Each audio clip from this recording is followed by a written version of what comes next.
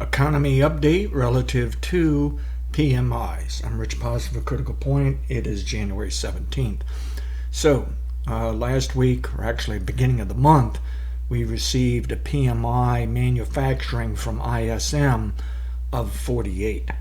I need 47 or lower to call it a recession. 48 is probably a deep contraction, and I've updated the annual chart of the PMI. And what we have, as you can see, that we correctly forecast late 2021, I think it was in December 2021, that the economy had topped out, peaked, and should work lower relative to PMIs. Now, in the first half of 2022, we did get negative GDPs 2 quarters consecutively. That triggered a rule saying we were in a recession.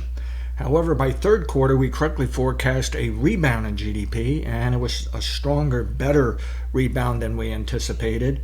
And we'll now have to see how the fourth quarter finished for the year here. I think it probably smoothed it out, balanced it out, and year on year probably will smooth it back a bit.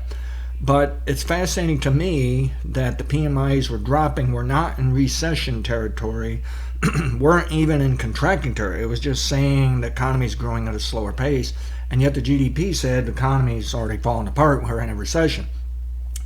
Then comes the conflict of unemployment and job growth, and the answer is unemployment was low enough all last year to signal growing economy, job creation, and then we actually had job creation numbers that were quite strong, but it was signaling that there's something wrong with the connection between GDP and, say, the PMIs, which normally run a strong correlation. But there's also something wrong with the idea that the GDP didn't correlate with the jobs growth. In other words, I realize there's indicators saying we were in a recession for a while. There may be other indicators saying we're moving into a recession. But the bottom line is, when you look at the job growth, it just cancels it. It's saying, no, there really isn't a recession. So that's my theory at the moment, that I'm saying we're not in a recession. If we are, we're in a secondary recession, which is normally just a deep slowdown in the economy, unless it's coinciding with the second most important long-term business cycle, and that cycle's not due to be down. So we really weren't due for a secondary recession, and the primary or largest business cycle that runs per decade is not due to be negative till near the end of this decade to early next, when we will have a recession and we will have a sizable drop in the stock market likely. So we're in the growth phase, and it's an early stage of the growth phase, and sometimes the economy gets a little shaky, a little weak at the knees during the early growth phase.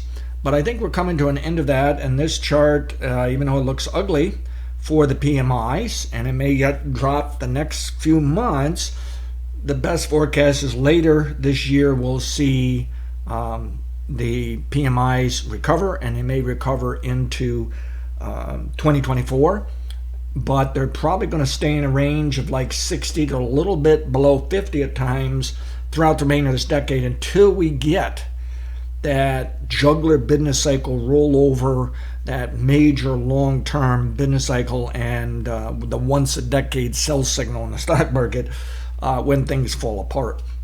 So in the meantime, I think really these indicators are kind of off a bit, not telling us the true story. Nevertheless, we've used them for years, and they've worked very well, and I think they're going to get back in line here. And our forecast is for economic growth this year and next, if not throughout much of this decade. Now, this is the monthly version. That was an annual chart I showed you. This is the monthly chart of PMIs, and the model tries to label all of these little fluctuations, and at the same time it measures from the most important low to try to calculate when we're going to get the next low. And in this case, a not so important low. Okay, so what the model is saying is we've now stretched the rubber band far enough. This indicator should be moving up in 2023, coming out of a kitchen business cycle, which you can look that up online, KITCHIN, and it should recover in 2023 to 2024, and we're looking for a bottom during the first quarter of this year. I'm hopeful we find January PMIs are actually up, and the December price or ranking showed on this chart was actually the bottom. Now, we don't need the PMIs to move to huge amounts. They got to get back over 50, because 50 is the benchmark. That above 50 means the economy is growing, and the higher the PMI above 50, the faster it's growing. And below 50 means it's going into contraction. But if it gets down near 45, we assume recession, and I am willing to allow 47 in certain instances. Okay, so we're looking for growth, but we don't need a very high PMI. It can just stay in this range in the 50s here throughout the rest of this decade, bouncing around, fluctuating. And what you'll learn is the economy will still grow to record large sizes and values. The economy is going to do well. Now, I have an indicator called the econ indicator, and I normally show it as an annual chart, and that's what I'm showing today.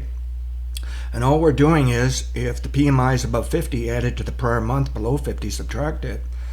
What we're showing you, juggler business cycle bottoms, that's that once a decade sell signal that leads to a once a decade buy signal on the economy and the stock market.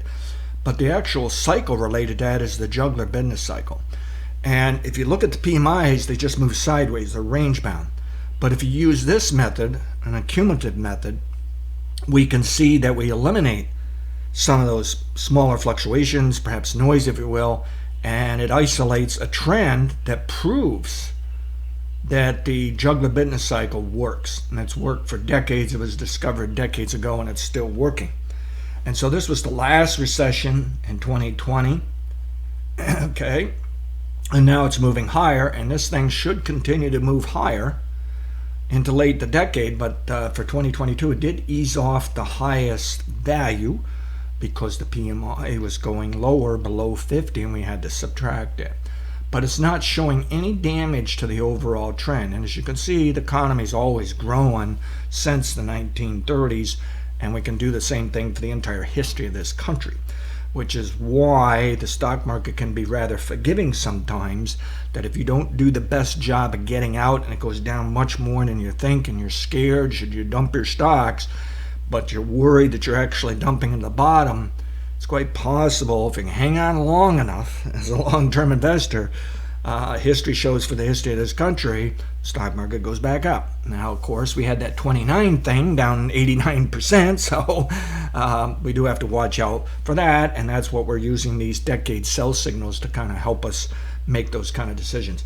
Anyways, the PMI report seen this month for December was not a surprise of being down, but I was a bit surprised that it wasn't down more than it was, and I think manufacturing services are putting the brakes on here, and my best forecast is the PMIs are going to turn higher, GDPs will move higher, and the result is the stock market's going to move higher as it recognizes we're winning on inflation, still got good job growth, we're still doing business, we're still consuming, buying and selling, life goes on. Past results are not necessarily indicative of future results. I'm Rich Posson for Critical Point.